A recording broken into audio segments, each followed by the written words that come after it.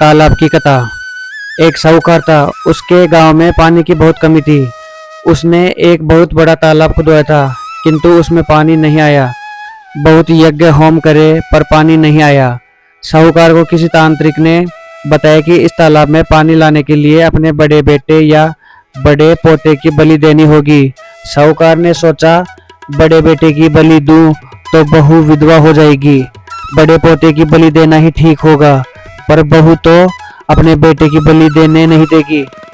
सो साहूकार ने बहू को पीहर भेज दिया और पोते को अपने पास ही रख लिया और उसके पीछे से पोते की बलि दे दी। बलि देते ही तालाब भर गया। सारा गांव तालाब की पूजा करने गया, किंतु साहूकार ने इस भय के कारण बहू को नहीं बुलाया कि यदि बहू बच्चे के विषय में पूछेगी तो मैं क्या कहूँगा। बहू ने लोगों से सुना कि उसके ससुर के तालाब में पानी भर गया और सारा गांव पूजा करने जा रहा है, तो उसे बहुत दुख हुआ कि ससुर ने इस उत्सव पर भी उसे नहीं बुलवाया। बहू फिर भी पहन ओढ़कर वह पूजा करने चली गई।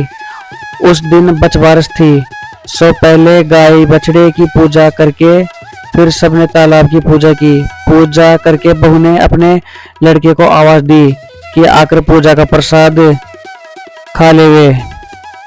सास ससुर मन ही मन भगवान से प्रार्थना करने लगे, हे भगवान, जनता की भलाई के लिए पोते को बलि तो चढ़ा दिया, पर अब बहू को कैसे कहूँ कि उसका बेटा मैंने बलि चढ़ा दिया है। तुम ही लाज रखना, हे गौ माता, तू ही रक्षा कर।